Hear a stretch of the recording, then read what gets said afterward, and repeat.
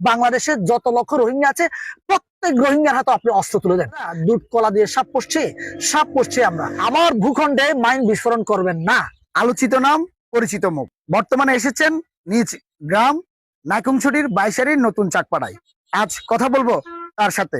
আপনি রাজনীতিতে বেসরব, ঢাকা নিয়ে রাজনীতি করেন, কিন্তু আপনার নিজ উপজেলা নাইকুমছড়ির সীমান্তে চোরাচালান, মাদক এসব নিয়ে অনেক সমস্যা। এই বিষয়ে কি বলবেন? দেখেন, আমার নাইকুমছড়ি উপজেলা হচ্ছে একটা সীমান্তবর্তী উপজেলা।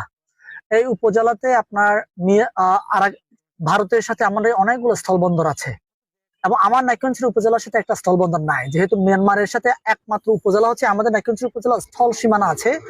এই সীমানাকে কাজে লাগিয়ে আমরা একটা স্থলবন্দর করতে পারতাম এবং এই চোরাচালানগুলোকে আমরা রোধ করতে পারতাম।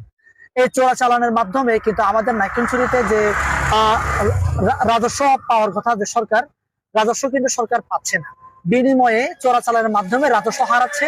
এবং আমাদের নাইকুমছড়িতে অনেকগুলো আপনার এই চোরাচালানের মাধ্যমে যারা চোরা কারবারির সাথে এপারে যেমন আছে ওপারেও মানে এটার সাথে কানেকশন আছে।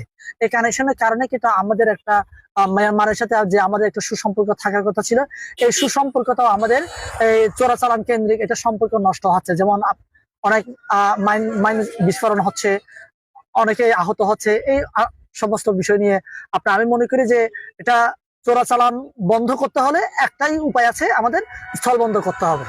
আপনি নতুন ভাবে সিএসটি সম্প্রীতি জোটের আহ্বায়ক হিসেবে দায়িত্ব পালন করছেন।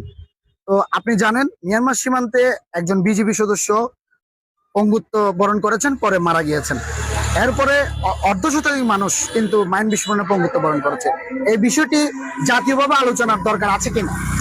দেখেন, আমরা অনেকে মনে করি কি, আমরা যেহেতু যে মিয়ানমার সীমান্তবর্তী আছি, রোহিঙ্গারাও আমাদের পাশে আছে, আমাদের আমাদের মানে বাড়ির আশেপাশে কিন্তু রোহিঙ্গারা অবস্থান করছে এখন। তাই আমরা তাদেরকে যেমন আমরা খারাপ বলি না, কিন্তু ভাবি না, কিন্তু তারা তো এই দেশের আমাদের জন্য বোঝা।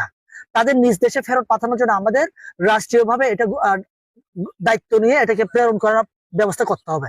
আমরা এটা করছি কি? আমরা করছি না। তা আমরা অনেকে মনে করছি যে রোহিঙ্গারা আমাদের দেশে এসেছে, এটা আমাদের কোনো মানে সমস্যা হবে না।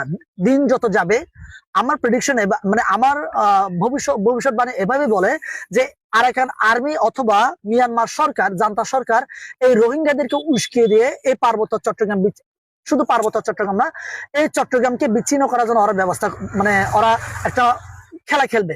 এই খেলায় আমরা জেনে বুঝে কিন্তু আপনার সেই রোহিঙ্গাদেরকে আমরা আশ্রয় দিয়ে, এখন আমরা এক কথা বলে না, দুধ কলা দিয়ে সাপ পড়ছে আমরা। সেই সাপ কিন্তু আমাদেরকে সবল মারবে যে কোনো একটা সময়। তাই আমি মনে করি যে এখানে আমি একটা টকশোতে বলেছিলাম যে রোহিঙ্গাদেরকে